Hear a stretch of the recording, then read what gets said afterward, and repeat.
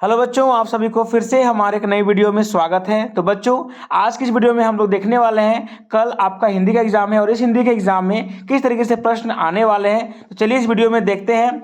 हिंदी का जो कि है आपका सब्जेक्टिव प्रश्न अभी हम लोग इस वीडियो में देखने वाले हैं और देखते हैं किस तरीके से प्रश्न आपके कल के परीक्षा में पूछे जा सकते हैं। ठीक है बच्चों, तो अभी हम लोग स्टार्ट करने वाले हैं इस वीडियो को और चलिए देखते हैं किस तरीके से आपका कल का एग्जाम में क्वेश्चन आने वाला है। जैसा कि आप हमारे पास देख सकते हैं कुछ निर्देश यहाँ पर दिए हुए हैं, उसके बाद हमारा आता है अति लघुत्तरीय प्रश्न। ठीक है बच्चों, तो अभी हम लोग देखने वाले हैं खंड क में अति लघुत्तरीय प्रश्न में।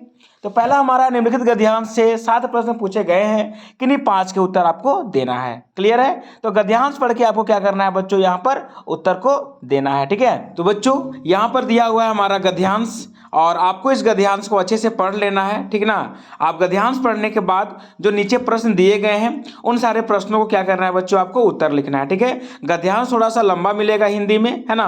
तो यहाँ शुरू करते हैं पहले हम पहला प्रश्न से। ठीक है, पहला प्रश्न है बच्चों हमारा, पर्यावरण का हमारे जीवन में क्या संबंध है या पर्यावरण किस प्रकार हमारा रक्षा कवच है। ठीक है बच्चों, इसका उत्तर में हमें लिखना है, हम सभी जीव जंतु पूर्णतः पर्यावरण पर आश्रित हैं। भूमि, जल, वायु, मिट्टी, अग्नि एवं आकाश यही पर्यावरण के घटक हैं। इन्हीं से हमारा सृजन हुआ है तथा हमारी सारी जीवन लीला इन्हीं पर केंद्रित है। अतएव यह सत्य है कि पर्यावरण ही हमारा रक्षा कवच है, यही हमारे जीवन का पालन करता है। आई बात समझ में? इस तरीके से बच्चों आपको पहला का उत्तर लिखना है।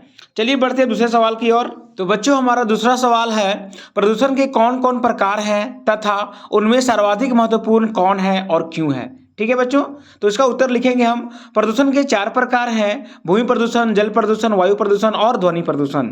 इन सब में सर्वाधिक महत्वपूर्ण है वायु प्रदूषण, क्योंकि सभी जीवधारियों को जिंदा रहने के लिए ऑक्सीजन चाहिए। ऑक्सीजन को प्राण वायु कहा जाता है। आई बात समझ में? ये हो गया आपका उत्तर।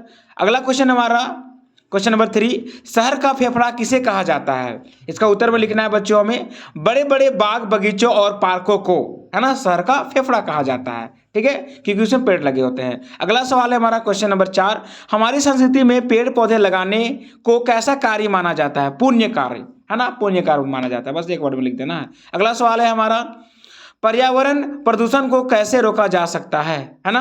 पर्यावरण प्रदूषण को कैसे रोका जा सकता है, उसका उत्तर में लिखना है बच्चों हमारा, पर्यावरण प्रदूषण को रोकने के लिए कल कारखानों से निकलने वाले धुएं पर नियंत्रण स्थापित करना होगा, उससे निकलने वाले गंदे जल को शुद्ध करना होगा, सरकारी स्तर पर हो रहे काम में हमें अपना सहयोग देना होगा, हमें संकल्प लेना होगा कि हम गंदगी ना फैलाएं तथा जहां गंदगी हो उसे साफ करने में सहयोग करें। ठीक है बच्चों, सो इस तरीके से आपके 5वां का उत्तर है। ठीक है, अगला सवाल है आपका, हवा पानी की क्या स्थिति है। हवा पानी की क्या स्थिति है, इसका उत्तर है बच्चों, हवा को ही प्राण वायु कहा जाता है। यह हमारे सांस के लिए आवश्यक है, इसे दूषित होने से बचाना होगा, शुद्ध जल ही हमारा जीवन है। ठीक है, हवा पानी की स्थिति है। अगला सवाल है, उपयुक्त गद्यांश के लिए उपयुक्त शीर्षक लिखिए। क्या होगा शीर्षक हमारा, शीर्षक होना चाहिए पर्यावरण प्रदूषण, है ना, क्योंकि ये सारा बात उसी टॉपिक पर लिखा गया है, उसी बात पर लिखा गया है। ठीक है बच्चों, चलिए हम लोग बढ़ते हैं अगले खंड में, जो कि हमारा है खंड ख और ये हमारा है पाठ्य पुस्तक से, जो कि लघु उत्तरीय प्रश्न अभी हम लोग सबसे पहले करने वाले हैं, जिसमें कि 5 क्वेश्चन का उत्तर हमें करना है। ठीक है बच्चों, चलिए तो बढ़ते हैं क्वेश्चन नंबर 8 की ओर। क्वेश्चन नंबर 8 है हमारा, लक्ष्मण ने वीर योद्धा की क्या क्या विशेषताएं बताई, है ना। लक्ष्मण ने वीर योद्धा की क्या क्या विशेषताएं बताई बच्चों, इसका उत्तर हो जाएगा आपका, लक्ष्मण ने वीर योद्धा के बारे में बताया कि सच्चा वीर रणभूमि में अपनी वीरता दिखाता है, अपना गुणगान नहीं करता। सुरस मर करनी करही कहना जनावन आपू, इसके माध्यम से लक्ष्मण ने वीर योद्धा की विशेषताएं बताई है। ठीक है बच्चों, चलिए बढ़ते हैं हम लोग अगले सवाल की ओर। सवाल नंबर 9, कवि की आंखें फागुन की सुंदरता से क्यों नहीं हट रही हैं, है ना। सो इसका उत्तर हो जाएगा, फागुन मस्त मादक और शोभाशाली है, उसका वास्तविक रूप सौंदर्य रंग बिरंगे फूलों, पत्तों और मदमस्त हवाओं के माध्यम से प्रकट हो रहा है। फागुन के कारण मौसम इतना सुंदर हो गया है कि उस पर से आंख हटाने का मन नहीं करता, है ना। इस तरीके से बच्चों आपको उत्तर लिखना है। क्लियर है? चलिए बढ़ते हैं अगले सवाल की ओर। अगला सवाल है हमारा सवाल नंबर 10। सवाल है, बच्चे की दंतुरित मुस्कान का कवि के मन पर क्या प्रभाव पड़ता है ना।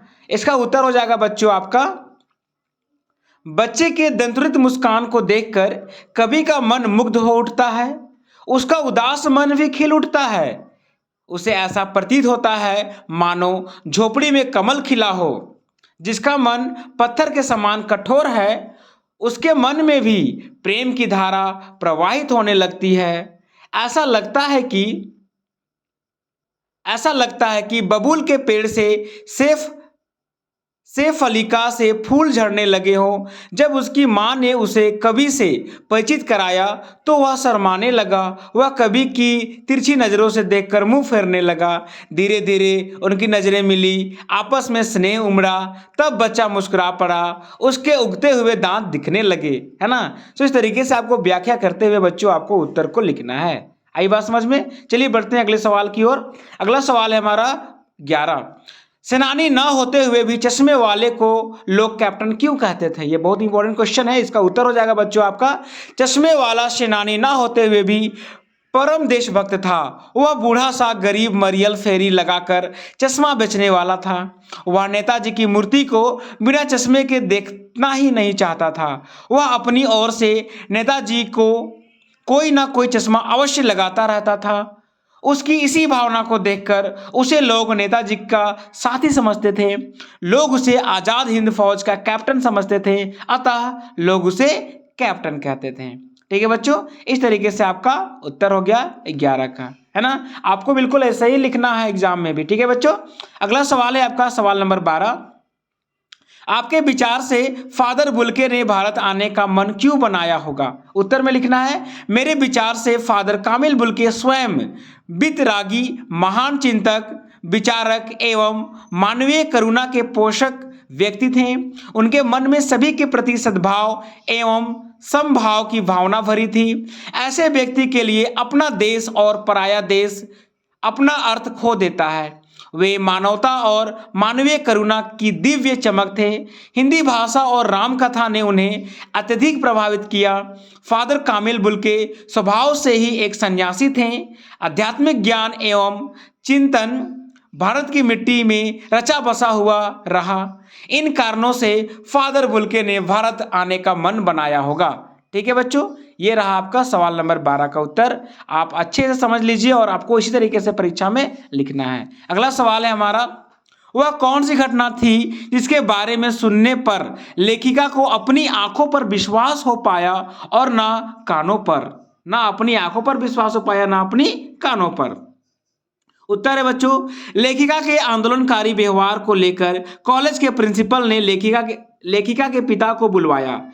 लेखिका के पिता ने कॉलेज जाकर सारी बातों का जायजा लिया।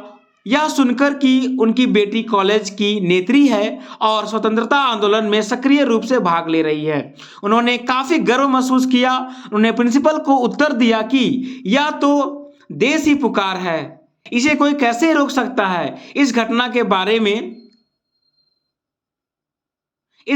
बारे में सुनने पर लेखिका को ना अपनी आंखों पर विश्वास हो पाया और ना अपने कानों पर। पिताजी ने घर आकर भी लेखिका को शाबाशी दी। इससे लेखिका को अपने बदले हुए व्यवहार पर काफी आश्चर्य हुआ। ठीक है बच्चों, सो ये रहा आपका क्वेश्चन नंबर 13 का उत्तर। अगला सवाल है हमारा, माता का आंचल पाठ में आए ऐसे प्रसंगों का वर्णन कीजिए जो आपके दिल को छू गए हो, है ना। अब आपको दिल को क्या छुआ है, आपको उत्तर में लिखना है। फिलहाल इसका उत्तर देखिए आप। इस पाठ का सबसे रोमांचक प्रश्न है, चूहा पकड़ते समय बिल से सांप का निकलना। सभी बेतहाशा गिरते पड़ते शरीर को लहूलुहान करते जान लेकर भागते हैं। भोलेनाथ अपनी मां की गोद में शरण लेता है। यह प्रसंग किसी भी पाठक के हृदय को छू लेता है।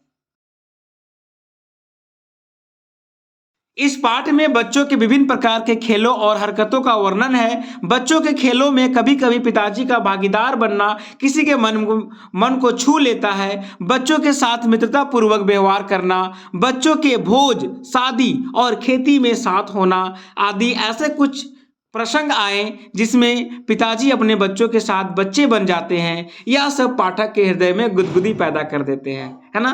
सो बच्चों इस तरीके से आपको पूरा का पूरा उत्तर लिखना है।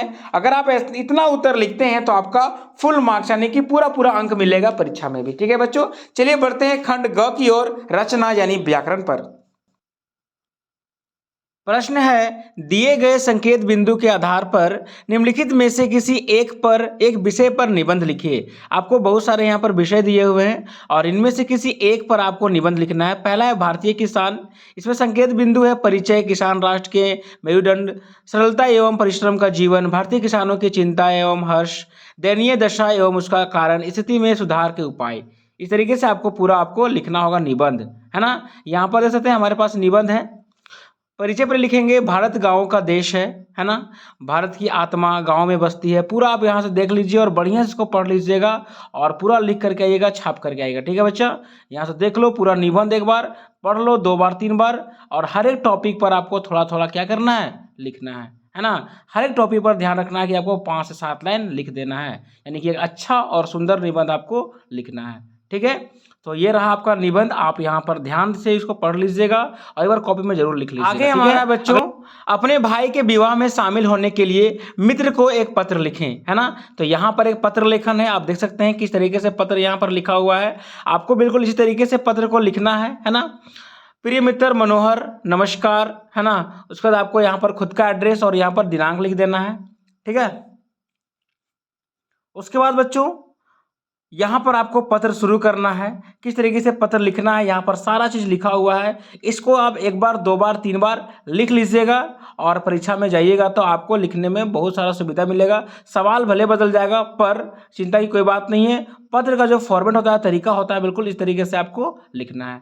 ठीक ना, तो ये देख लीजिएगा पूरा पत्र यहाँ पर लिखा हुआ है। चलिए हम लोग बढ़ते हैं अगले सवाल की ओर। तो बच्चों आपको आगे मिलेगा अथवा में एक और पत्र, है ना, जो कि आपका औपचारिक पत्र है। और यहाँ देखिए, बिजली व्यवस्था में सुधार हेतु संबंधित अधिकारी को पत्र लिखें। तो आपके परीक्षा में 2 पत्र आने वाला है, एक औपचारिक और एक अनौपचारिक, है ना। तो जो आपको सबसे आसान लगे, जिसमें कि आपको लगे कि इसमें गलती कम हो सकता है, उसी पत्र को आपको परीक्षा में लिखना है। ऐसा नहीं कि चूज कर लिए हार्ड वाला और लिखने में बहुत सारा गलती कर दिए, तो ऐसा कोई बात नहीं, दोनों का सेम नंबर है।